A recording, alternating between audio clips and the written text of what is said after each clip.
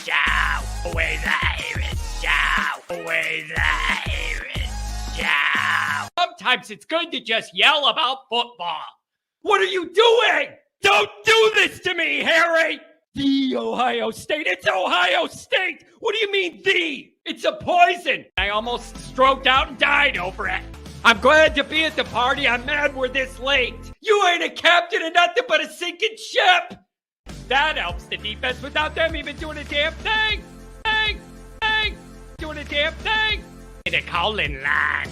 312-988-15. You tell Johnny all you've heard and seen. No Irish. No Irish. No Irish. No Irish. Irish. Yeah, that's right. No Irish. No Irish. No Irish. No Irish. Irish. Yeah, that's right. Yeah, that's right. Welcome in, welcome back, folks. It's always something. It's always something. There's never a dull moment in Notre Dame land. There's never a dull moment in Notre Dame land. I should have thought of this. Angela, good morning. Mark with glasses, good morning. All the regulars. Steven, Jay Carr, C. Jones, Jason Smith. I saw Phil in here. Good morning to all you guys. You know, I should have known better, folks. I said to myself the last couple of days, I think I was talking to Goolsby on the phone the other day, and we were talking about like what Patreon segments we wanted to record on or what angles we were taking. And we were both like, oh man, it's like, man, we're really in a lull in the action, right? But between the season and not quite into spring ball, like there's just not a lot going on here. Boom! The next day, Notre Dame news out the wazoo. And that's just the way it is. So it's just always the next thing with Notre Dame. You know what I mean, you guys? It's just always the next thing. And then every time you think you're like, maybe you're like settled in and stabilized with Notre Dame for a while, like right when you start to think, all right, we're in a really good place. This is getting to be kind of stable and comfortable. Boom, boom. Then it all changes. Morning from Montana. Good day to be Irish. John Murray, welcome to the program. Good to see you. I don't think I have a lot of Montana watchers. I like that. Justin Jenkins, good morning to you too. Larry, morning from John, from Allie, my cat, and me. As long as that cat's at your house and not in this studio, I can stay upright and in one piece and be able to breathe. It's quite the luxury, let me tell you. So, all right. Let's get into that. Hey, Tom, it's just good to see you, man. I've been worried about you, Tom. I know you've had a long winter, probably ready for spring for sure. So it's good to have you. All right, let's get into this. There's a couple weird Notre Dame topics. Both of them have a lot of nuance and a lot of angles to them. They're perfect for a morning show. So I'm going to kind of go over both of these scenarios and then kind of look at a couple different angles of them. If you want to dial in and give me any thoughts you have about the Michigan trying to steal Chad Bowden away, or about Riley Leonard's injury, is that the biggest deal in the short term? No. But there are some concerns linked with it. And what does this mean when you get into the season? And about durability and about him wanting to run. And do you have to be careful with that? Do you have to be calculated? There's a lot to get into here. Let's go for the ride. Obviously, thank you for being here. You can find the program on YouTube. Do it. Subscribe if you haven't yet. Give the video a thumbs up. That helps Yanni boy out as well. Notifications on the way. You're alerted every time a new episode drops. I know you don't want to miss it. Twitter. Search bar Always Irish or at Always Irish Inc. Emails alwaysirishnd@gmail.com. Audio only, anywhere you want it, you could get it. The call-in lines, 312-988-15. You dial it up and tell me all you've heard and seen. Instagram, Facebook, Always Irish Inc. USA Today, Fighting Irish Wire. Read all about it. Patreon.com/Always Irish. Former captain leading tech with Mike Goolsby and myself. myself, breaking it all down behind the paywall. What could go wrong? A lot. It's beautiful. Thanks to everybody that's over there. Hope to have more of you soon. Okay, man. All right. So those are my two big topics. Riley Leonard having the surgery, what that means, out for workouts, but I'm thinking more of like long term, what the deal is for that when we get into the season, things to consider. And then the Bowden thing also, Michigan sniffing around with him, maybe throw him a GM tag, throw him a boatload of money, and take Marcus's right-hand man. So those are kind of the two dynamics we're looking at today. Let me do the chats. We'll do Dr. John, and we'll get into this.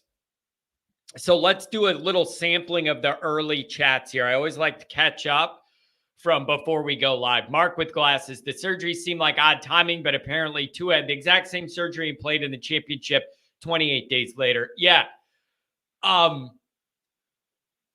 It's my understanding. I just think they thought that was getting better, and Duke's medical side did not think that it required surgery. And then they just kind of hoped that, and it didn't end up being that. So I don't know what else you could make of that. It's just unfortunate. But again, if you were going to have to do something like this, now's about the only good time. There's never a good time, but now's about the best time of the non-good times to do something like this. Yeah, right? Andrew Gilmore. I think this surgery should open some eyes for the ND staff. ND needs Leonard 100% for 6 games. A&M, Purdue, Louisville, Tech, Florida State, USC. Do we need him to play and risk injury against the MAC? I don't know how much of this goes. I don't know how much of this goes into the calculation of Mike Denbrock deciding what plays we're going to run, what sets we're going to run, how often, what games do we want Riley Leonard to keep the ball, lower his head, and go dive for every inch versus give up the 3 yards to get out of bounds in one piece, like that kind of stuff. It's like last year going into Central Michigan. Hartman was lighting it up, 46 points a game or whatever. We have Ohio State the next week. I said my number one goal for this game is I don't want Hartman touched one time. It's not needed. That was my argument. It's not needed against Central Michigan for Hartman, who was lighting it up at that time leading into that game. I'm saying with Ohio State next week, you do not need Hartman to take one hit or carry the ball once to win this game and be in good position for next week. That was my number one goal for the Central Michigan game, was that guy not to get touched once. What happened? His freaking leg got gumbeed backwards over his head. I saw it. I almost flipped off the last row of the stadium. It's the one thing it couldn't be, and the guy's leg got wrenched backwards in the one moment I said it couldn't. So how do you navigate that? Or if he has this procedure, comes out of it and says, I feel 100%, good as new, let's roll. Do you not even think about that at all in your game planning unless or until it becomes an issue again? I don't know. Very interesting. If he isn't 100%, rest him, and he could beat several of the weak opponents on the schedule with Angeli or Menchie. Yeah, that's true. You just don't want to not have your starting quarterback you're paying a boatload of money to if you can help it. I mean, I understand it. My only question is, why didn't he have the surgery earlier? Duke's medical people didn't think he was going to need it at all. So I think this is a situation where they thought this was going to improve or get better on its own, and it didn't, or there was something lingering to clean up. I don't know. I am Mr. Notre Dame emotion. Whatever it is, I react strong and freak out about. It's not a major thing, but it's worse than not having an injury. So it's something that I can't blame you if you have a little concern in the back of your head with. It's just frustrating. Andrew, if Michigan's going to give Chad a ton of money, so be it. If there's one thing about Freeman we shouldn't worry about, it's the ability to identify recruiters. he could be replaced. Yep, that's an angle on it. I would imagine there are people like me, though, wouldn't like this no matter what. Like, whatever the school is. If I wake up and have a bunch of messages saying, oh, did you see this? Whatever. I wouldn't like it no matter what. I got to admit, I'm immature. I totally admit it. I'm immature. It being Michigan really rubs me the wrong way. It being Michigan really rubs me the wrong way. And there are very obvious reasons for that. Mark with glasses. Pay Chad whatever it takes. Make it hard to leave. They've got something brewing right now, and I hate to see everything taken out of what's working. Mark, that was kind of my thought. Goolsby and I debated this last night on Patreon, and he was kind of saying, he was like, John, you could do this job. The hype, the recruiting hype man, dress up as a leprechaun, dance around, all the energy about Notre Dame and everything. He's like, you're just mad because this is a Michigan tie-in, I think. And it's not ideal, but Goolsby's position was these jobs come and go all the time. You find another guy with that motor to do all that stuff that Chad does, and it ain't the end of the world. So that's like one end of the spectrum. Phil, good to see you. Phil, very much looking forward to seeing you and the family at the Blue and Gold tailgate. Lovely family. Couldn't be nicer. Great people. Good morning, John. I have a question. Is your goal as an ND fan to win the championship or not win the championship? Asking for a friend. Oh, that's in reference to my video I put out the other day of somebody saying they would prefer. Somebody said they would prefer like a 4 or 5 year window of like 10-2, 11-1 or better results and no championship over a few 9-3s, but a championship in there, or a 8-4, you drop back after it or whatever. And they said, I would rather have the long-term consistency 4 or 5 years of being 10-2, 11-1 or better and in the playoff and have that credibility. No. National championships live forever. They are the point of all this. Having a pretty good record isn't what this is about. Being pretty darn good, being almost good enough, being near it, that none of that is what this is for.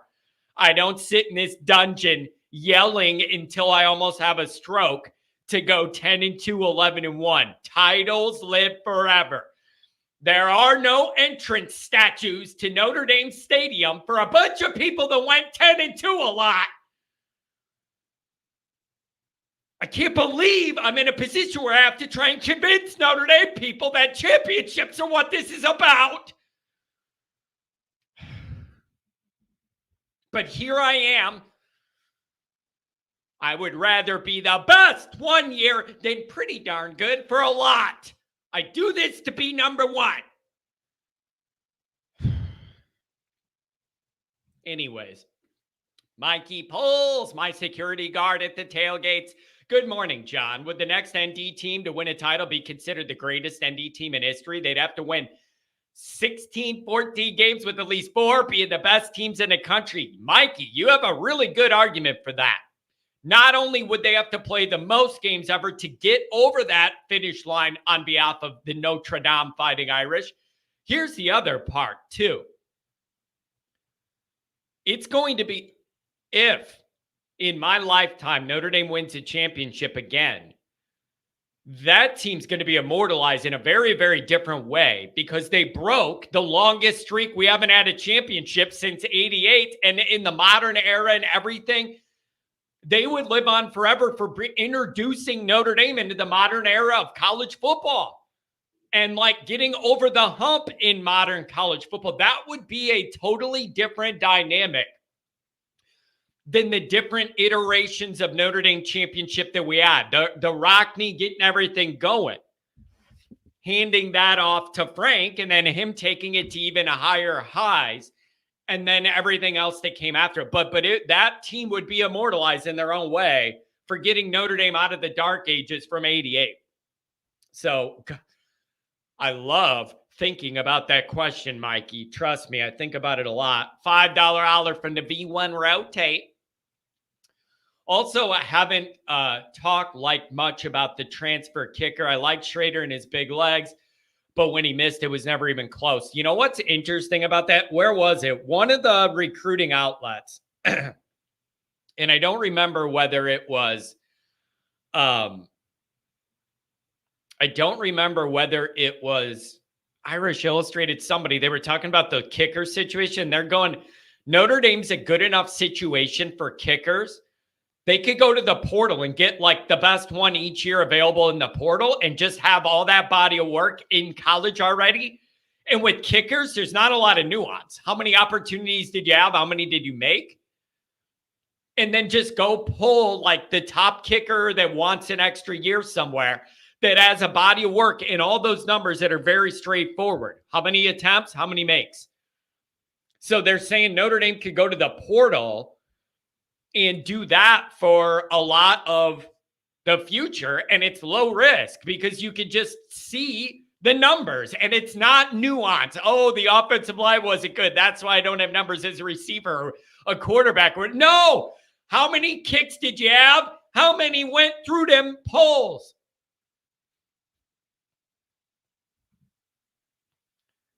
Michael Mahoney. Going to the phones next. 612-219 first two up. Shocking Goolsby has a take I don't agree with. I've been following recruiting like a geek for a long time. The only non-coach name that has ever come up is Chad, and every recruit mentions him. It's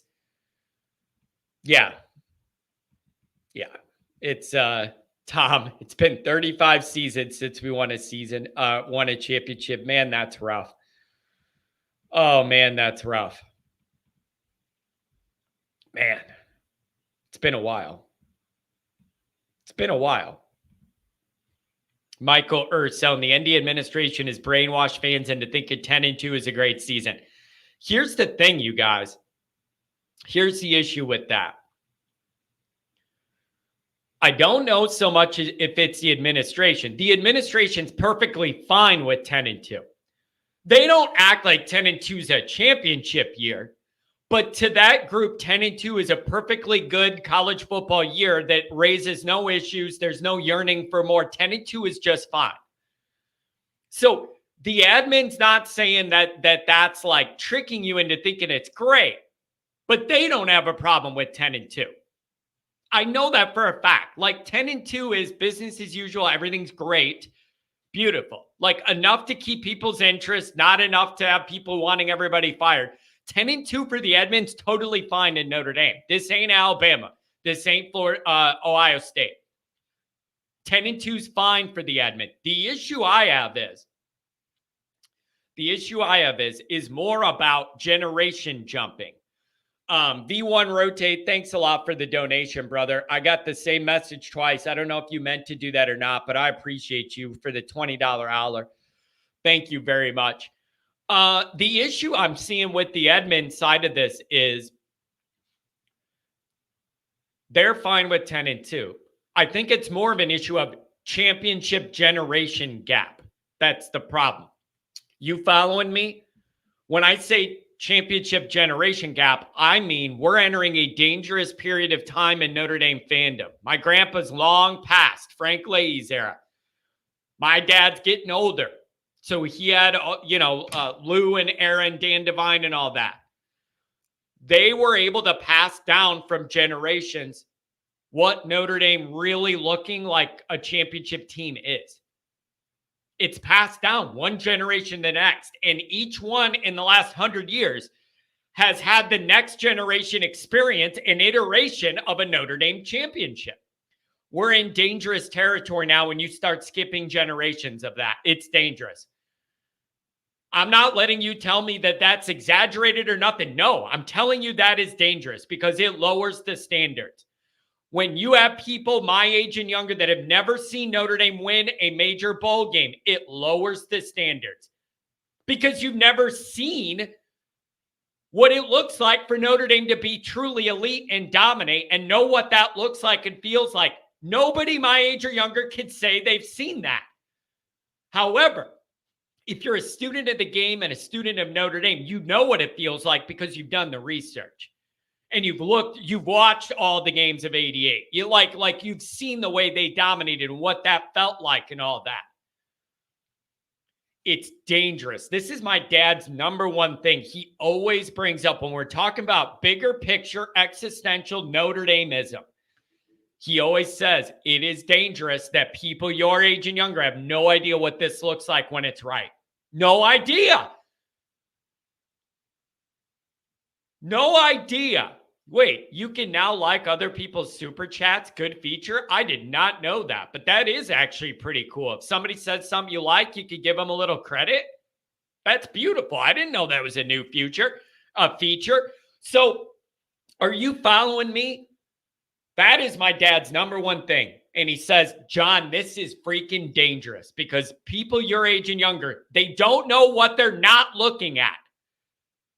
Does this make sense? He's saying you don't know what you're not seeing because you've never seen it to know your team is the best and they have that edge and they have the right coach and you have that pride and you're going to kick the crap out of everybody. It's dangerous. This is how the bar lowers. This is how the standard lowers. Not winning at anything my whole life is how you ended up with a bunch of 20-year-olds that thought Brian Kelly was as good as Notre Dame could do and 10-2 was great every year.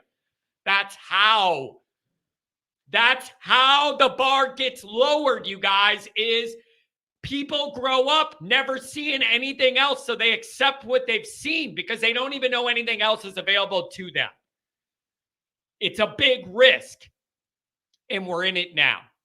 So I need Notre Dame to win something and put it in these people's heads that are younger than me that haven't done the research. There was a lot of people, you guys, that were in their early 20s for the whole Kelly era. That's all they know of Notre Dame football is Brian Kelly era Notre Dame football. If you were 22, 23, literally from the time you could remember, it was all Brian Kelly Notre Dame football. That's all you knew. You had no Lou Altz to compare it to. You had none of that. And then you start thinking, man, it really is hard in Notre Dame. And I see Kelly struggling. Maybe this is as good as we can do. No.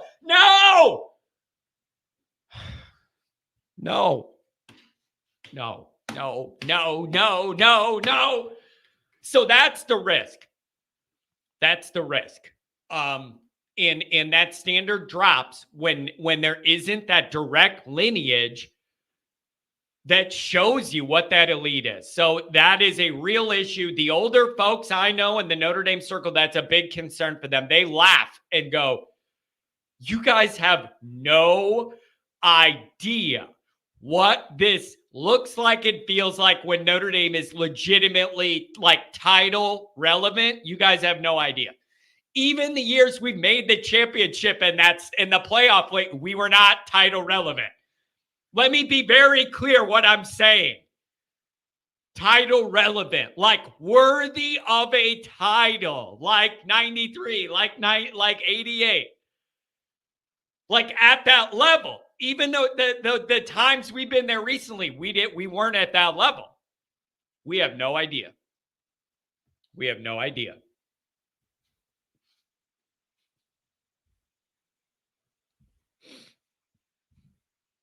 Andrew, we could keep knocking Kelly, but that was a different era where teams like Ohio State and Bama could stack depth. This is a new era where there's more parity. Andrew, I understand what you're saying. That does not mean it was okay for Brian Kelly to not work hard in recruiting. Like, this assumes and it builds in that Kelly was putting in genuine effort on the recruiting trail, which is something he never did.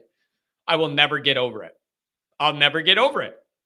So I agree with what you're saying about the landscape of the sport, but that doesn't mean it was okay to do it the way Kelly was doing it. The way Kelly wanted to do it made it impossible for Notre Dame to get anything accomplished on a major level. Oh, man. I see people making fun of me already. Dr. John, what's going on, buddy? 219's coming up next. What's up, Doc? Well, I just posted that, chatted that you guys, your Irish fans today, have to be a lot tougher than in my day. because if I had all this communication coming at me now back when I was a young fan, they'd probably have me in a padded cell by now. Yeah, back in my day, if it wasn't in the newspaper, you didn't see it. You know? It didn't happen. No, you're accurate about that. And John, listen, I signed up for that because I'm doing what I do, and that comes with the territory. You are right, though. Whenever anything happens, it is all, and if it's bad news, John, you should see my emails when we lose. I get like 24 of them from people that hate Notre Dame and hate me, just calling me every name of the book, making fun of Notre Dame. It's the way it is now. And then on the flip side, though, if your team actually does some good things, it feels really good to be able to unleash some of that on other people. That just doesn't happen to us enough. It's unfortunate. That is so true. So true. Hey, I got to take you to task a little bit. With that guy from Montana, you said you didn't have a lot of listeners in Montana. Well, what am I, chopped liver or what? You know what you are? I don't always count you in Montana because you're a moving target. You move around more than the fugitive. I can never keep track of where you're at. I can't figure out whether you're in a winter parka or a freaking banana hammock. I can't keep track of where you're at. Yeah, it just sounds that way. I'm either here, Minnesota, very rarely now in Arizona. But anyway. Oh yeah. I'm either in Minnesota, Arizona, or Montana, or Key West, or maybe Dublin, or maybe Chicago. It just keeps adding up. All right. Hey, I'd like to up the ante on this would you rather thing, okay? Ooh, baby. Would you rather have a national championship or go 15-1 4 years in a row? Give me the championship. I don't care. There you go. Dr. John, this is Notre Dame. This is Notre Dame, man. There's no divisional title banner. There's no conference championship thing to be proud of. Like, the entire Notre Dame thing has been based on being number one, being the best, or it was a failed season. That's what it's all about. And what it would mean for Notre Dame to get over that hump in the modern era would be monumental for the future of this program and school. And a lot of really, really, really good isn't going to cut it. Like, we need to get over that hump. Give me the title, man. I want to see another statue. Yeah, I would too. And I'll tell you what, I wasn't aware of this, but we keep thinking if we are just 10-2, we're a shoo-in. How many slots are available to us? I know. I'm starting to play this math. Okay, so the top 4 are going to be out. Then there's one more given to the non-Power 5 team, right? So that's 5 spots gone, correct? Here's what it says. Oh, boy. That the 6 best conference champions automatically are in. So that leaves 6 slots. And then is it 5? Because then you're going to have the non-Power 5 team, or is that included in that too? Well, I'm not sure about that. I was under the impression, there were 8 slots available. Yeah. But there are going to be 6 conference champions automatically in. So yeah, this is going to be really interesting. Can I ask, another statue? What? The Muffet McGraw statue doesn't do it for you, John? I love what she's accomplished, and I love that she got her own dedication because she deserves it. No offense. It's not football. I mean, it's not at an entrance to the football stadium. I mean, I love what she did, but it's not football. Football is what moves the needle. Football gives me my heartbeat, not basketball. Dr. John, I'm wondering about this. If there's one big picture anxiety I kind of have is seeing how Notre Dame fits into this new playoff situation. I have a little anxiety about that. To see how how that works out, how Notre Dame navigates, having multiple games in a row at that level. And like you said, the seeding and all that, I have a little anxiety to make sure Notre Dame gets in and fits in here. Is that fair, or am I being neurotic like always? Well, of course you're being neurotic. That's besides the point. That doesn't mean you're wrong. Yeah, you're right. We need to bake that in the cake. Yeah, you're right. Another thing I've been thinking about as far as Notre Dame having to play an extra game, and people say, well, we don't have a conference championship. That's an extra game too. But the problem is for instance, the way the Big Ten set up now, the team that loses that conference championship could very well get in. Yeah. So it would affect. Whereas if Notre Dame loses the first game, we're out. Yeah. A lot of that would dictate seeding. And you're also likely to maybe get some rematches, like the Big Ten doing away with divisions.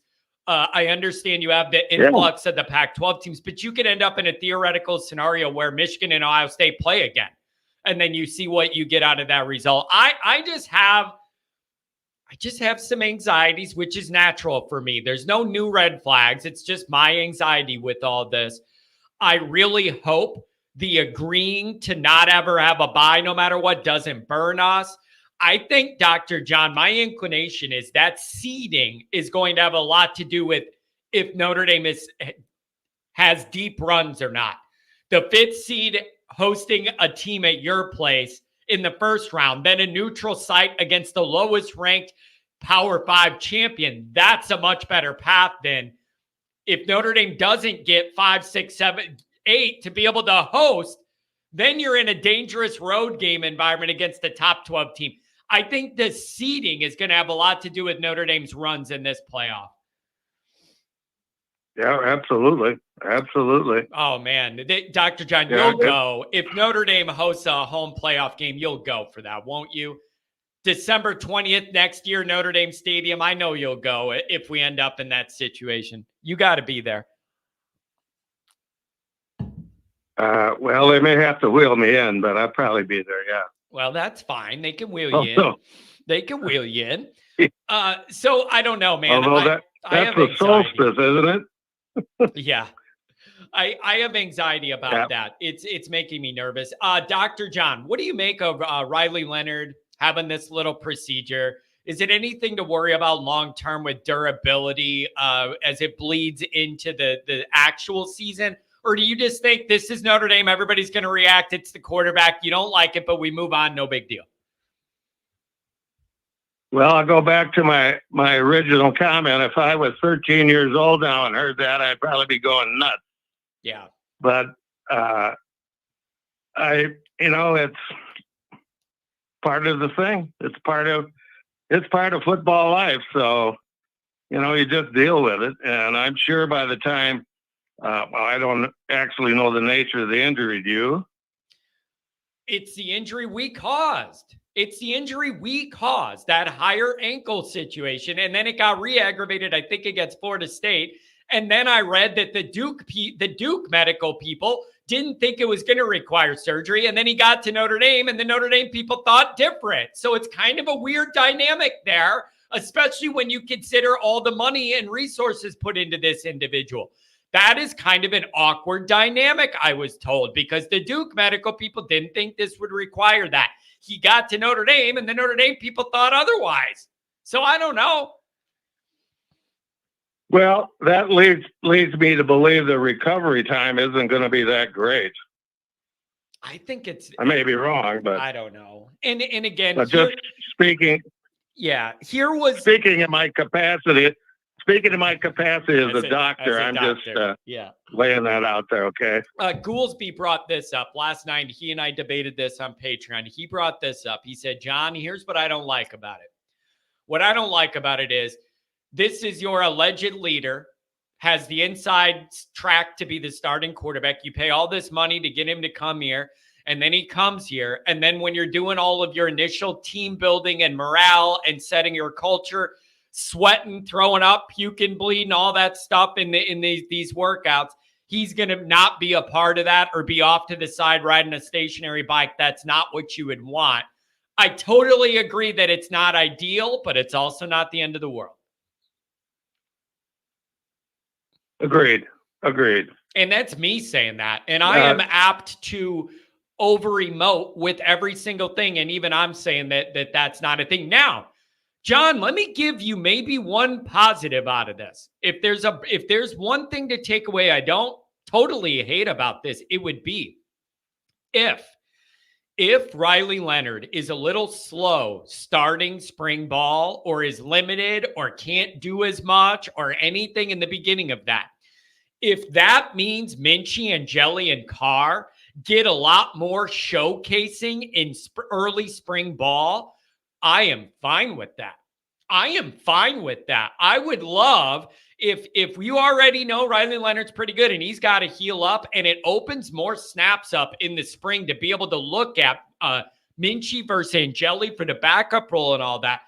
I like that. I actually don't mind that part of it because I want to see more of those guys.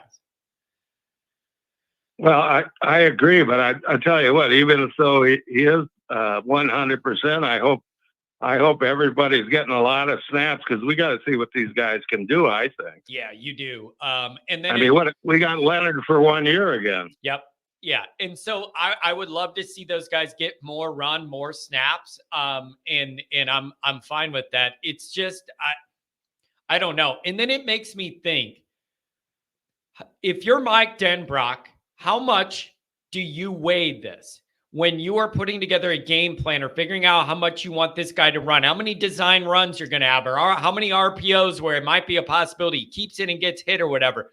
I would like to know, if you're the OC, how much you calculate this. Maybe it depends week to week and you check in. How are you feeling today? 100%, 75%, 85%, and then you gauge it from there.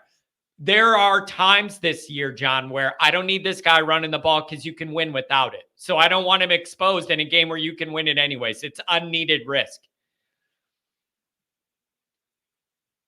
Well, I'll tell you what, I don't want to start a quarterback in a game that can't go 100% on whatever game plan I want based on the team I'm up against.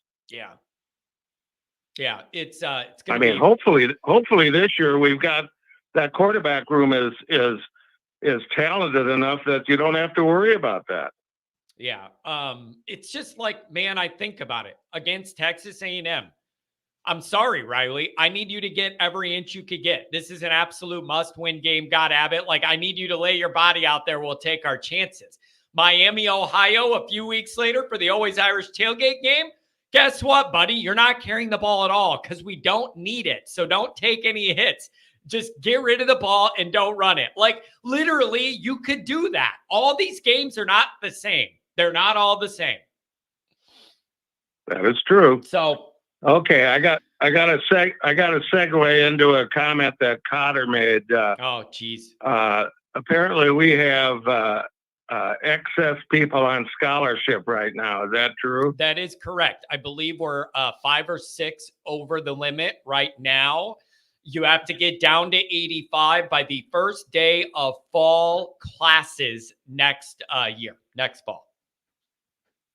Yeah, I don't, so you got to lop somebody off? I mean, you've given a kid a scholarship. He's dependent on it, right? What the heck do you do? Here's what I think they count on. I think they are figuring, they've run the numbers, they've looked at recent history within their program. They are figuring after spring ball, a handful of guys will be ready to go somewhere else because they're going to learn their place on the depth chart, not be happy with it, and decide, if I stay here, I'm never going to see the field, and then leave. So they are banking on a handful of people after spring when they see the depth chart, having a talk with Freeman about, maybe if I want to see the field, I got to go somewhere else. So they are building in a cushion there where they know there's going to be certain kids that are going to do that. That's the answer. I know it's a changing world. It's a changing world, Dr. John, but that's how they're approaching it. Yeah, I know. But that's how they do I it. know. That's how they do it. And every year this does kind of happen. Look at Tyler Buckner. I mean, it happened the day after the blue and gold game with, so I don't know. And then I have people saying loyalty. Where's your loyalty to the whatever? Listen, you guys, Dr. John, I struggle with this philosophy too. People want it all at Notre Dame. They want us to go for a title and be ruthless like Georgia and Ohio State and all that and go for a title. And it's about that. But then everybody also wants it to be family Notre Dame. We're all on the same page. Give me a hug and all that. Those two things are competing philosophies a lot of time. As far as like being a ruthless football factory, but keeping all the homely family Notre Dame feel. It's very, very hard. Very, very hard. Well, I tell you what, this, of course, it happened fairly late in my life, but I finally realized that if I have the evidence, I can change my mind about anything. And that happened because I finally came to the conclusion that Notre Dame isn't perfect. Yeah. Oh man, what a tough realization, what a tough realization. Oh, it was. Yeah. It was. That's kind of rough. Man, and good for you. Okay, You're showing the maturity. You're showing a lot of maturity there, being open. That's something you didn't want to be, isn't infallible that you wanted to be. Oh man, no, that was tough. But anyway, before I turn you loose, I've chatted a number of times when I signed off by saying, "Be happy in your work." You mentioned that the other day, right? Yeah. Okay, well, all your listeners are too doggone young to probably have seen a picture, a film that won the Academy Award back in the day. I'm not even sure what year it was, 1960 or earlier maybe. Bridge on the River Kwai. Do you know the movie? Yeah, I know. It's been a while if I've ever seen it, but I know the name. Well, that be happy in your work comes from the greeting that the Japanese commander of the prison camp finished off his welcome speech to the British prisoners. Be happy in your work. So Anyway, John, I know you are happy in your work and you're making a lot of other people happy too. So it's fun. It's absolutely fun. And keep at it. And I will talk to you soon. And your gang, most of those guys on chat are sterling people. Now there are a few people I would take issue with. Most. That's why we said sometimes sometimes I don't think Connor's doing his job well. Yeah. Oh man. He should cut somebody off. Yeah. That's fair. Anyway, partner. Thank you, man. I appreciate the Wednesday. You have a great show. Yeah, I love these Wednesdays, man. Great weekend. I love the Wednesday chat, John. Thank you. Okay, bud. Take care. Take care. Yeah. Bye-bye. Oh, what a nice guy. 219, you're coming up. He really is right, though. And I mean this sincerely. Oh, don't do this, Phil. Phil, don't. You're just trying to get me worked up, Phil. I see what you're doing. Dr. John is right. I'm going to tell you, and I mean this from the bottom of my heart. The freest I ever feel in my life is when I'm live or recording something for this show. And I don't know what that says about like the quality of my life. But as a guy who's wound tight and a worrier who stresses a lot, that's why I'm skinny. Doesn't matter if I eat 1 million calories, I'll stress him right out. Just my metabolism will just burn it right out. I sincerely mean that. When I hit live, everything else in the real world goes away. Family concerns. My daughter has some health issues from being premature. We're still trying to work out of 3 years later. That time out, just bills, like just any life stuff that time out. And I'm in football land. It literally, it's like I'm Pavlov's dog. The little red light goes on and everything fades away. And I'm just in I'm in footballness, and it's where I want to be. And even if I'm yelling about something that went bad with Notre Dame, I'm still happier than in the real world. At least it's football world. Not all the real stuff going wrong with the real world, which there's a lot of. Happy place is his basement, Adam. You need to, hey, come drink with me in my basement. I got it. We could have activities down there. Play a little ping pong. I got a football, what do you call it? Pinball machine. Drink some cold ones. So I'm just saying he ain't lying, man. I love it. It's so freeing. You know how excited I get about just recording? It's so fun. I'm like, oh, I got that. I get to go talk about Notre Dame. I love it. Horseplay. Yeah, we have different activities. Man, I have not played poker. Somebody said poker.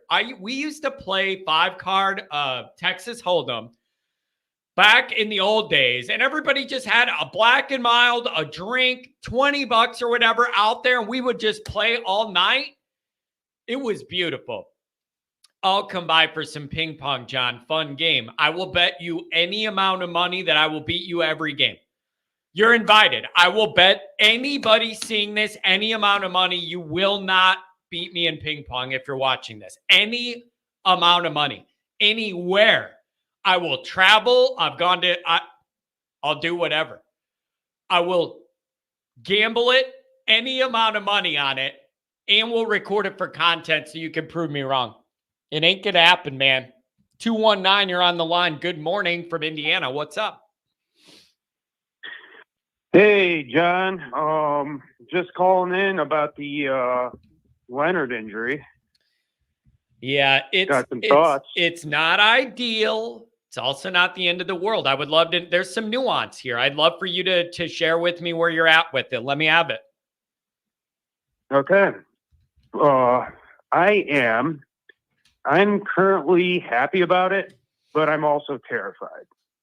Okay. The reason why I'm happy is because, the reason why I am happy is because I was listening to the Patreon episode with you and Goolsby, discussing quarterbacks and how Carr doesn't have have some of the right mechanics or whatever. He has a low release point or whatever, and how Mich might be, the better of the two.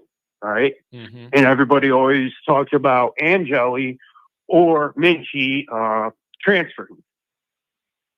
So the reason why I'm happy about this is if he is injured through spring, like you and Dr. John have said, they'll get Angeli, Mich, and Carr will get a lot of snaps.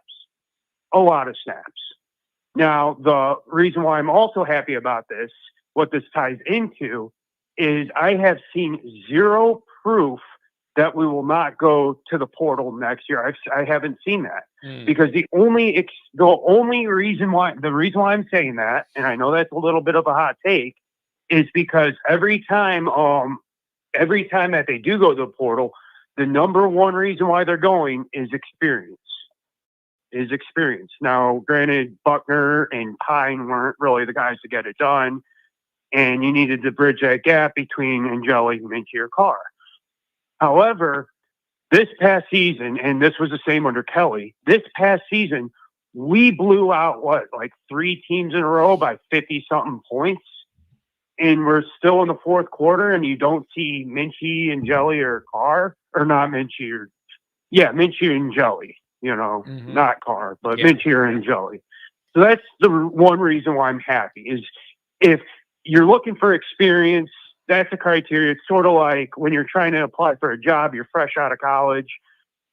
They're requiring you 10 years of experience to get a entry-level job. Well, I need to get that experience before I get that job. Right. Yeah. When does it end? Yeah, you always run into that. It's like, 5 years of experience required. Well, how do I get the experience if I can never get an opportunity without the experience? Yeah. Exactly. Yeah. Carr's going to be a senior, and it's going to be like, oh, wait for the experience. Now, that's not a dog. That's not trying to bash on Freeman or anything. Yeah. I think he's doing a phenomenal job in comparison to Kelly, because Kelly never really blew any teams out on a consistent, regular basis like Freeman has. Yeah. And 2, he's just played a lot younger. You've seen a lot younger talent play, at wide receiver, all these other positions that we never really saw.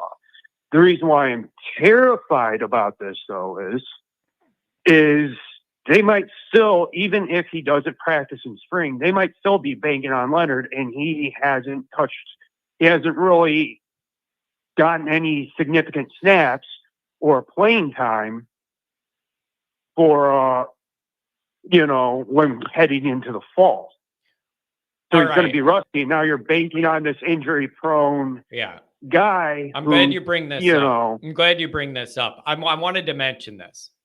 Thank you. I saw on Twitter when this news was going on last night, some people in the comments were writing, this is going to give, Angeli and Mich a leg up if he's not ready in the spring, and they're going to get more of those reps to maybe be able, one of those guys can overtake it, and it's going to be Angeli will have the ramp here to the starting spot because Riley might be, behind and all that. It doesn't matter. That's not what's going to happen. If Riley Leonard's healthy at all, he's going to be the starter.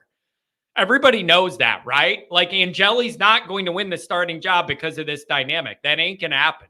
It's just not. That's not on the table. That's not going to happen. It's just like when I told people last year, I don't care what lies the staff tells you. Buckner's not winning that job. I don't care if it looks like he's ahead or not. It's going to Hartman no matter what. That's the same thing here. It ain't going to be that. So even if he's out for a lot of spring, he's going to be the starter when they line up in August in camp. That's just how it's going to be. I'm telling you, Angeli is not going to start over Leonard if they're both healthy. It ain't going to happen. I agree. But the one thing is what I want to see, what we have to see, and what kind of, again, going off last year, what kind of worries me is you say you need the experience. Okay. Well, how do you get the experience to the younger guys so that you're not constantly getting this plug and chug, one and done new quarterback who has to learn, has to develop a relationship with all the players, the coaching staff, everything, has to learn the playbook, has to get used to the studies, has to get used to the travel, because we travel probably more than any other team. Yep. That's something that never gets talked about.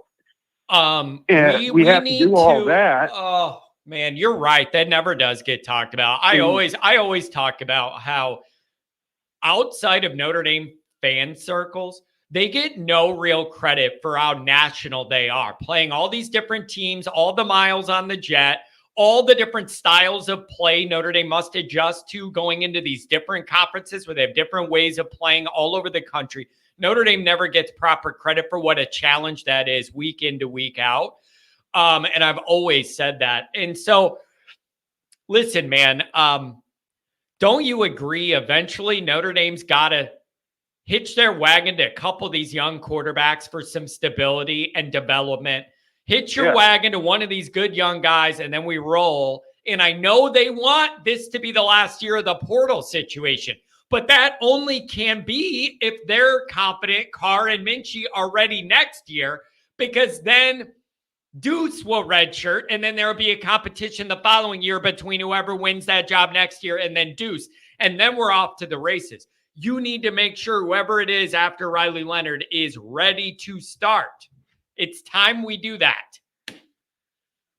Well, I'm in 100% agreement. The one thing we have to do then, the one thing Freeman and Denbrock have to do is, if you're up by X amount of points going into the second half, going in the fourth quarter, I don't give a shit about running the score up. Your job is to make sure Notre Dame wins now and in the future. If you're up by X amount of points in the starting the second half, end of the third quarter, whatever, start playing those the younger quarterbacks and not just doing the Brian Kelly handoff or the Brian Kelly QB deal. Man, it always makes me mad. Oh, we got to get our backup some snaps. Bro, handing the ball They do off it, and and it's a then kneel. taking a knee is not getting the guy snaps. Getting the guy snaps is when the other team's still trying and you're running your offense and the guy can actually run a real life situation. I've always hated that. It is not experience and reps when you're not doing anything but running it into a pile or handing it off. That does not count to me. I'm with you. And here's another point that pisses me off with it about Hartman last year. I was grateful he came. I was grateful for all that and whatnot. Oh, I bet you I know where you're going to go. Go. I bet you. Let's see if I could guess it. I know where you're going to go. Go ahead, and we'll see if I'm right. Go ahead. Here's what pisses me off. Like I said, you're beating the shit out of Stanford, Pittsburgh, whatever, out of these teams. You leave them in there until the fourth quarter, right? Because our season's already blown at that point. You leave them in the fourth quarter. Then what ends up happening at the end of the season? You do that so that he can pad his stats to go to the NFL and be a high draft pick, which he's not going to be probably. Yeah. He's probably going to be a third round or something. I don't know. I don't follow the NFL, but he's not going to do that. What does he do at the end of the season? And I'm happy he didn't do this. He doesn't play in the bowl game. If you're trying to pad your stats and stuff, wouldn't you want to play in the bowl game if that's what this entire season is about? No. I got the answer to this. The answer is Hartman was planning on playing in the bowl game, but then when multiple of the good O-line starters backed out, then he changed his mind and said, I am not having my last game on film be not behind my offensive line. And if I don't have those tackles, why am I going to go risk getting blindsided or getting pressured all the time if I'm not even going to have my tackles in my last game? Him not having the tackles was the main part of that decision. And there was a lot of negotiation and there was a lot of debate behind the scenes about the tackles. And so that was a part of it. He said, I don't feel comfortable doing this in the last game without those guys. So that was a part of the decision. I understand. But let me ask you this. I agree with you about the late in games not doing enough to get the other guys reps or whatever. A part of me was almost ready to give Wake and Stanford over to Kenny and Angeli after Clemson anyways. I figured you were going to win those. I thought you were going to win those games anyways. That third loss sealed the deal. The season was ruined. You weren't accomplishing anything we were going to be proud of after that with 3 losses anyways. I thought Angeli and or Mich could navigate you to a win against Wake and Stanford anyways. That's what I wanted to go even further than those guys playing more in games. I wanted you to win those games and get those guys development to really fast track things. That's what I wanted. But I know that coaches don't think that way. In there for a quarter. Yeah. Go ahead, have him in there for a quarter. Let him pad his stats up and showcase his talents, abilities, and skills, and then put in the younger guys. I agree playing him with USC, because F USC, but at the same time, with those teams you just mentioned, those are cakewalks. Yeah. Those are cakewalks. Now, here's another thing about the whole next year playoff expansion. In that 13th game, we don't have a conference championship and all that BS. You've said this before, and I had that same feeling. That conference championship game, a lot of times, and not in the SEC these past couple of years, but a lot of times, you've seen it with the Big Ten, you've seen it with these other teams, that it's just a glorified game.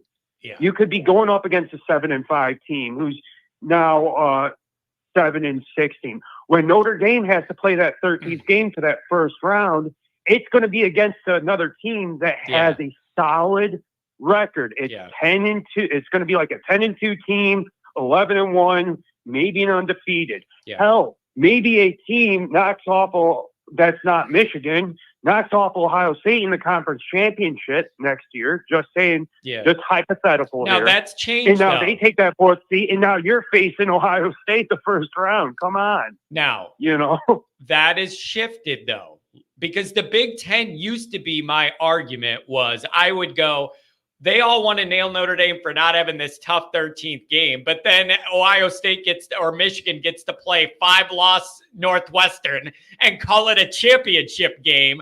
Or Iowa this year, who has half of a team, they have a defense and nothing on the other side. Like, that's over, though, because now they got rid of those divisions. So at least I feel like there's a little more fairness of they are not going to be able to play a 4-loss team in that title game. They're actually going to have to play, now that it's round robin, they're going to have to actually play a good team, maybe even a repeat game. And also with this Big Ten thing, man, I'm very interested to see how the Pac-12 teams shake up the Big Ten. I think Oregon and Washington, USC are going to beat a lot of those middle-of-the-road, unimpressive Big Ten teams, and they're not going to like it because they are used to being able to skate by. Those teams are going to beat a lot of these teams. UCLA, too. I'm interested to see how they mix that up. Well, I'm glad you mentioned that, because that was just one thing I don't follow other conferences too much either. So that's one thing about making it around robin. I'm glad you brought that up. Yeah. But dude, that Northwestern, Northwestern was the one that made me mad. They were making the title game with like 4 and 5 losses some of those years. And then the Big Ten should be embarrassed that you're sending a 4-loss team to play in your conference title game. I'm glad that's over, and I'm glad it changed because it was an ongoing frustration for me. If it was a legitimately good, undefeated Ohio State or Michigan on one end, facing a 1-loss team on the other side, then I give them credit. But the 4 or 5 loss, Iowa, Northwestern, this is a joke. This isn't even real life. Give me a freaking break. And go back on what you said, or to kind of, add on to that, with USC and all these Pac-12 teams, you said earlier about them. We were talking about how Notre Dame always travels. Just watch. Next year, I want you to write down today's date and time that we're talking and reference back to this right now. We have been doing this for 100 and however many years, since 1842 or whatever, when Notre Dame, or 18 something, I can't remember the first. We've been traveling ever since we started playing USC. We've been traveling coast to coast, playing anybody, anywhere, anytime. Nobody has given us credit for that. Yeah. Watch the very first season of USC traveling up north in the winter. Michigan have to play Michigan, Ohio State, and all these other northern teams have to go play USC at their place when it's cold up here in Indiana. They're going to be bitching about it and saying, oh, well, we have to travel. It's like, okay, I remember in 2012, we literally went, I believe, into New York, played, I believe, Army at, I don't know. Did we not? Wait. We played them. I think we 2012, went down to USC. We hit all the 3 major markets because you had Soldier Field, Miami. So you hit Chicago, you hit New York, and you hit LA. Notre Dame was literally coast to coast. Love it. We literally did like an X across the country on top of rigorous academics. And this was back to back. Hey, don't forget, big stop in Oklahoma on Halloween weekend as well. Big stop in Big 12 country in Oklahoma that year. Story about that. I have a funny story about that. My friends came over for a Halloween party. I was still living with my parents. My dad was working nights, so I could get away with it. We end up drinking a bunch. Everybody leaves. I'm cleaning up. My dad doesn't know I had people over, Go to clean up, put all the stuff in like the big trash bag that you have, or can that you have outside. It was the night before we played Oklahoma. The next day we were playing Oklahoma. My dad, who's just as big of a Notre Dame fan as we are, he gets home late. I quickly shut off at like 4 a.m. I quickly shut off the lights to the basement. because you could see him on from outside. He then comes inside, looks downstairs, and he gets pissed that because I didn't want him to know I'm cleaning up, so I shut him off and acted like I was in bed.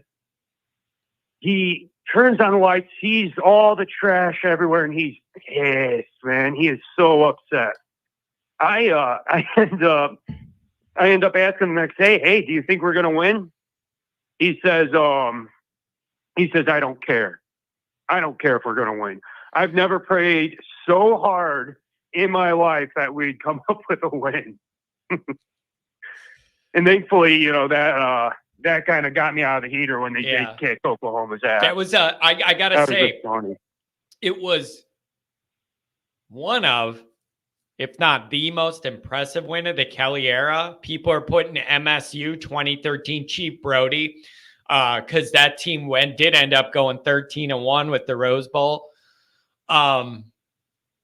Yeah, so those are the kind of the two biggest wins I see there. And then Chief, there's always Chief says thanks for the $5 hour. To clarify my take from Monday, I don't give Freeman that much credit for USC because they were always an 8-5 team.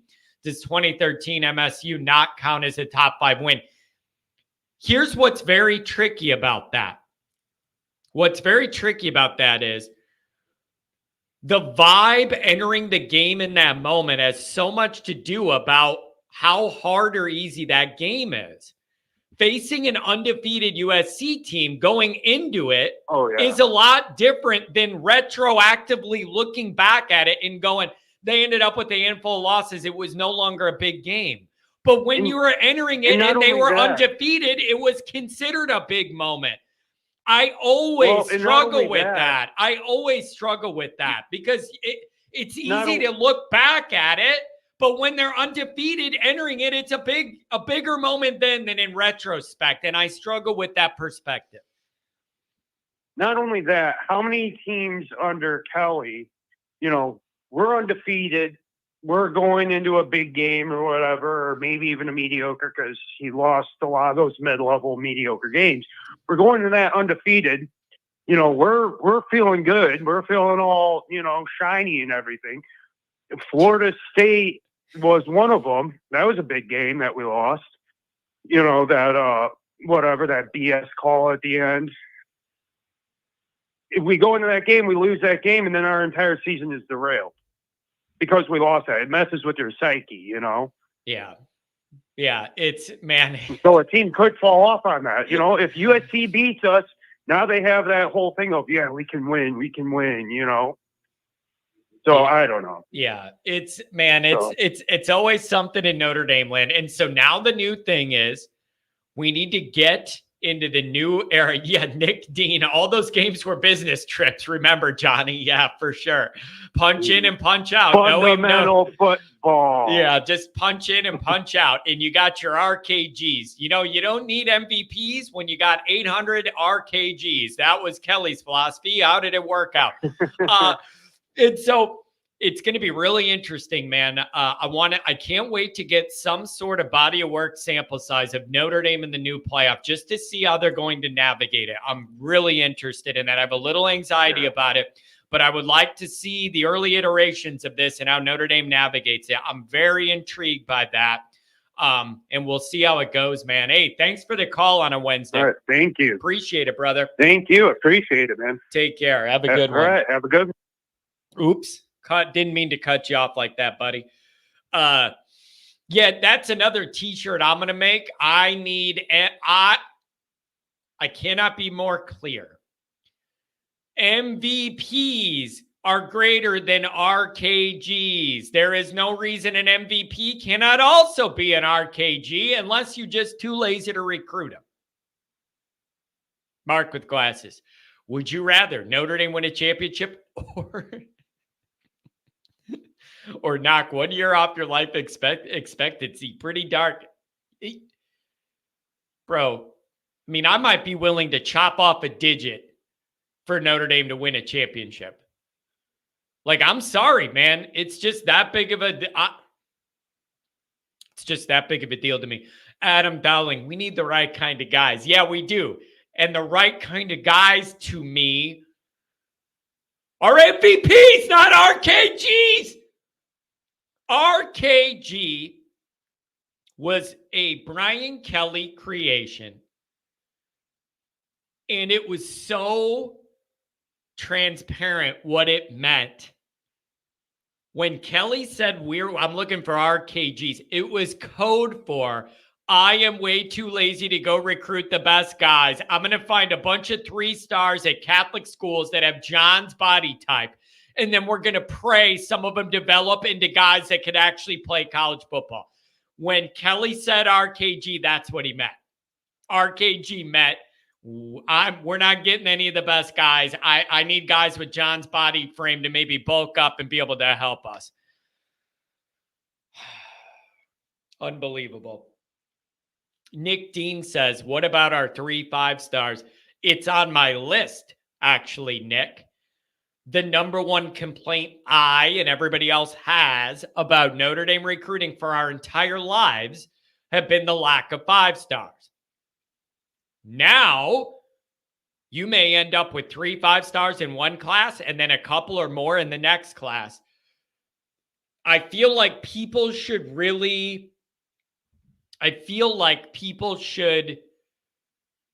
be valuing that more, but I feel like they're not, because they're guys that were committed to Notre Dame not as 3 stars and then rose later. I feel like Notre Dame would get more credit for this if a guy already was a 5-star, had all the biggest helmets up there, and then picked Notre Dame. I feel like that would excite Notre Dame fans more.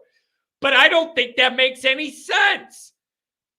It should almost excite you more to see that Notre Dame identified these guys early before they had 5-star status. And you should be giving Notre Dame more credit for finding these guys earlier before they rise like that, because it tells you Notre Dame staff is evaluating very well in identifying those targets. And then they shoot up the board. Keon Keeley was not that highly thought of when Notre Dame got in on him. And then look what happened. He rose so much that it ended up screwing us up. So frustrating. So frustrating. Here's the other thing. Where is it? Oh, man. Where was this? Yeah, Conundrum says, coach him up. Here's the issue. I love this.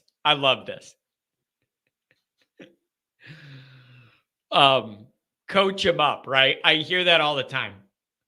Here's my question. No one has ever been able to answer this as a comeback to me.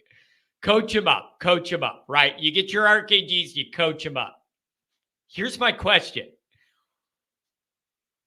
The teams that land all 4 and 5-star guys have coaches too. They're going to coach their guys up too. And their guys come in bigger, stronger, and faster, and with more of them than what we have. I've never understood that coach them up thing. It makes no sense. The teams landing 5-stars also coach them up. So who's going to end up being better? A 3-star where you coach him up, or a guy coming in with the 5-star body and you coach him up? I'll roll my dice on the 5-star, coach him up. Thank you very much. You know what I mean? Coach him up. It's like, well, if you get 5-stars, there's no development in coaching there. They're just there and nothing happens till they go to the NFL. No. Man. Oh, it's rough. $2 holla from my main man Martinez. Excited about these classes coming in, John. Ain't that the dang truth? Goolsby was on the Patreon the other day. He goes, man, I really liked the 23 class. Then he goes, John, I got to tell you, I like the 24 class a lot more than I like the 23 class. 5 seconds later, he goes, and I'm going to tell you another thing. I think the 25 class is going to be better than both of them. You want to talk about trending in the right direction with recruiting? That's what I'm talking about.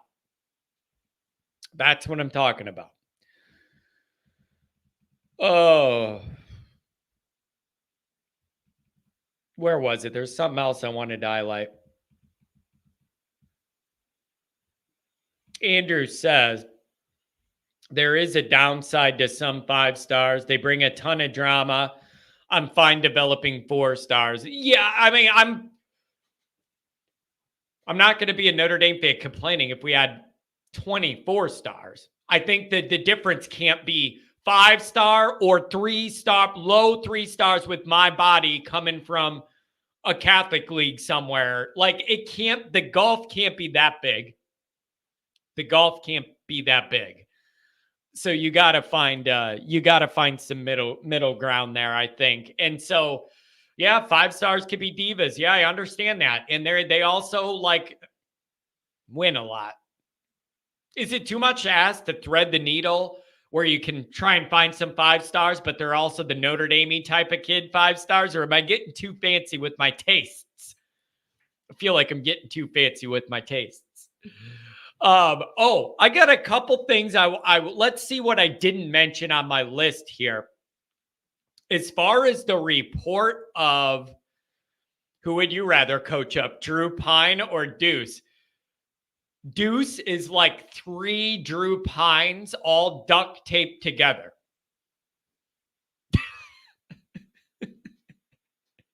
Telling you. Sean says, don't worry, 5-star divas won't go to ND. Well, Kelly got a couple of them and they flamed out and got in trouble or dropped off. Kelly did try and cut some corners for a while there. He was cutting them with the wrong guys. And that's how you end up with, weapons charges and running from the police. Like you had some issues. But the other thing is, you are right. A lot of those diva type 5 stars, now they're not going to go to Notre Dame. You know why? Because they're not getting pay for play for Notre Dame. So of course they're not going to go to Notre Dame because Notre Dame's not going to just pay an 18-year-old off the street all that money without them proving anything yet. So you are right. Maybe that's our own diva filter at Notre Dame. Maybe that's a built-in diva filter because none of those 5 stars are going to go there if they're the ones that are expecting pay for play straight up as a 17-year-old. Then they're not coming to Notre Dame anyways because Notre Dame's not in that game. Notre Dame has NIL money and plenty of it to go around, but it ain't going to a freshman who hasn't proven anything. It's not going to happen. It's not going to happen. Okay.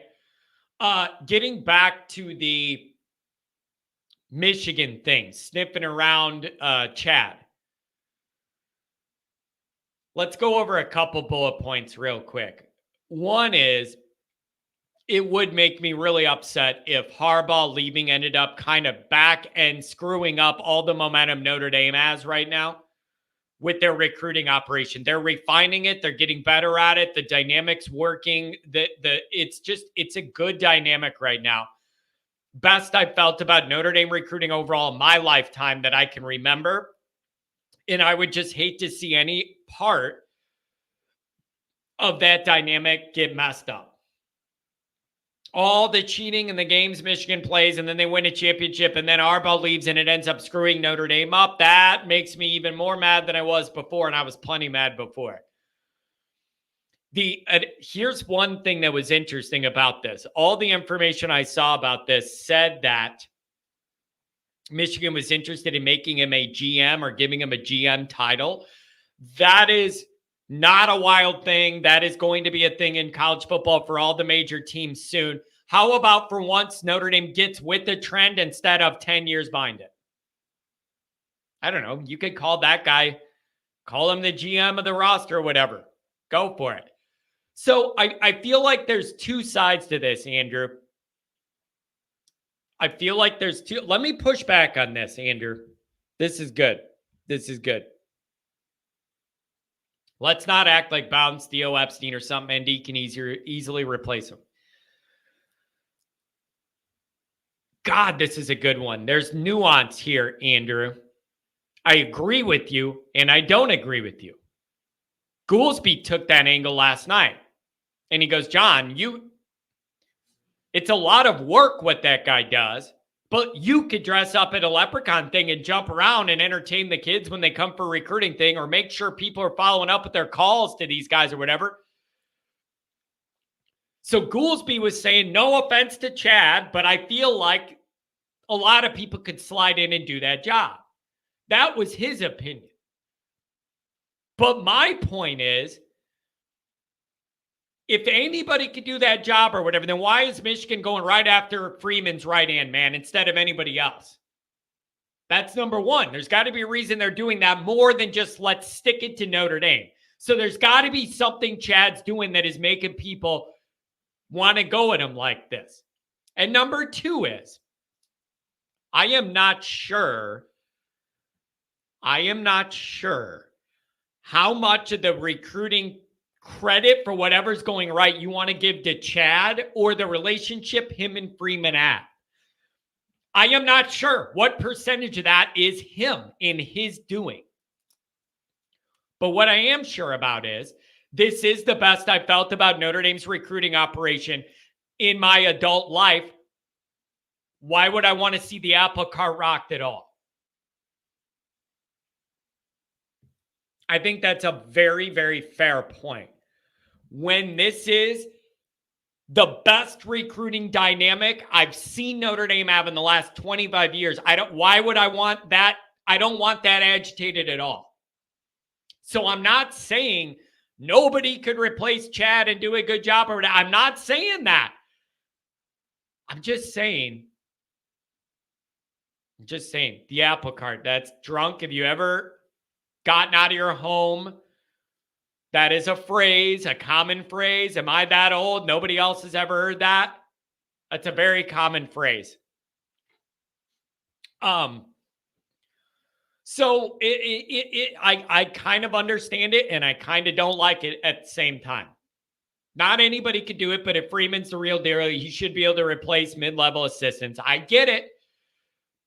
My only pushback is this is the best this operation is recruited in 25 years. I don't want to see it messed up when you got it rolling this good. That's all. And I don't see how any Notre Dame fan could say that's not fair of me to say. And people are underestimating a little bit of the level of work Chad does. They are. He does a lot of heavy lifting stuff behind the scenes. Nobody sees. You don't give him credit for. He's involved with a lot of it. So I don't know. I'm not saying you can't replace the guy. I'm just saying there's a dynamic here that's working, and I don't want to see it messed up if it doesn't have to be messed up. Also, here's the other part of it. What you cannot do is say, oh, well, Michigan's going to pay him a lot of money. We don't have the money for that. We can't do that. No. Whoa. Hold up, bro. You just went out and paid, a treasure ship's worth to go get Mike Denbrock. And then a month later, you're going to cry poor and you can't retain the recruiting director? No.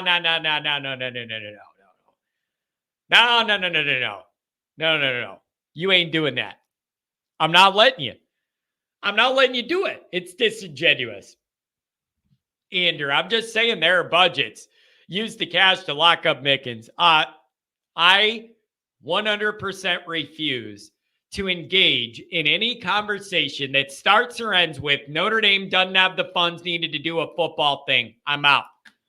I refuse to acknowledge or engage in a Notre Dame conversation that says the football program doesn't have the money it is to do insert anything. Insert anything at the end of that. Build a new building, hire a new guy, build a rocket ship to go to Mars. Notre Dame's got the money. I'm not listening to it. I refuse. My whole life, I've been gaslit to believe Notre Dame football couldn't afford things. Meanwhile, every time I come to campus, there's 80 new buildings. Oh, a brand new parking lot, a brand new restaurant, this, that. Money, everywhere you look. So, I am not saying Chad is unreplaceable. I'm just saying, why would I want to mess up something that's rolling pretty good right now if I don't have to? Also, the idea that this is my immaturity, I fully admit that. It being Michigan really pisses me off. That is the kicker. Like, I'm already mad at Michigan as it is, and then all this happens, and then we end up losing one of our guys because Harbaugh got chased off to the NFL ahead of discipline. Just that's the cherry on top of Michigan getting away with every single thing they do wrong. Like, I just don't understand it. I just don't. So I don't know what to make of this, you guys. We'll have to see what happens. But right when this recruiting operation gets rolling along pretty good, and I'm genuinely happy with it for once in my life, is not the time that I want to have to rebuild it. That's all I'm saying. And I don't think anybody could say that's not a fair opinion. I think that's a very, very fair opinion. And then with Riley Leonard, let's hit on that again a little bit too. I just wonder what this does for the game planning, for durability. I also wonder what this does for Minchie and Jelly. I don't know what Fortnite is. I saw Singer was on Fortnite with Deuce and Thurman. John needs to get on Fortnite. I don't know what that is, man. Some video game, I don't know. But I don't understand. It makes me dizzy whenever I see a clip of it. Like, it just looks like a lot of running around. I don't know what that is, man. I used to play Madden. I used to play golf, and then like a World War II game or something where and there was too many buttons for me to figure out how to use what I had. I don't know. I don't have the patience to be a good video gamer. I just have no patience. None. You should wear a Blackhawks jersey on the show, bro. I'm not a big hockey guy.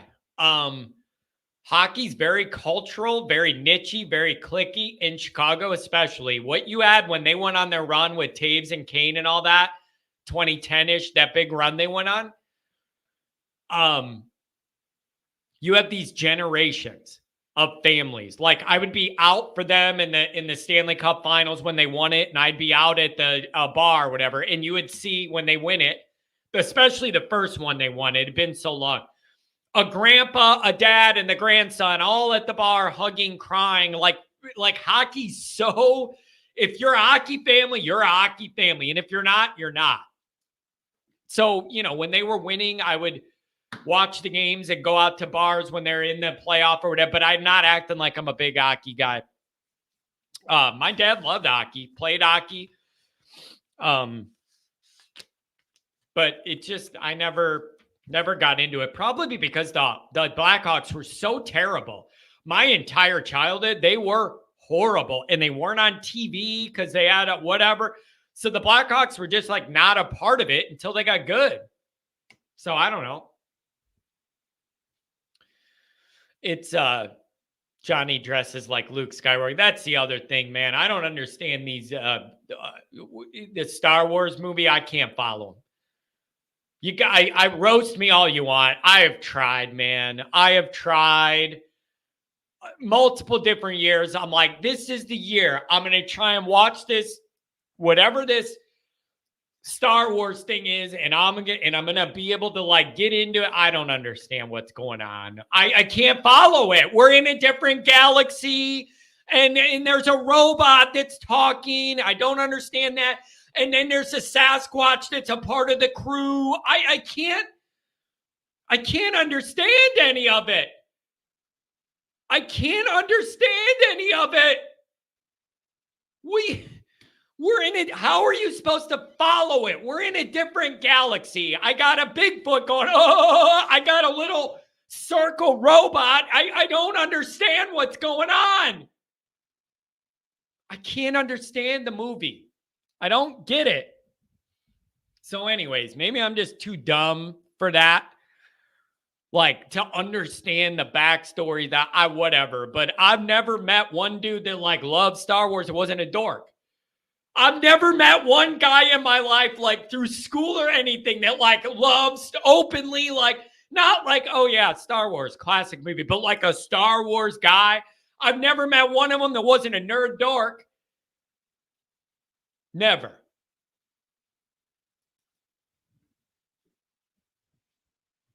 I don't know. I've tried. I've tried. I'm like, tonight's the night. I'm going to watch this Star Wars movie and I'm going to understand what's going on. Within 7 minutes, I'm like, we're out of here, bro.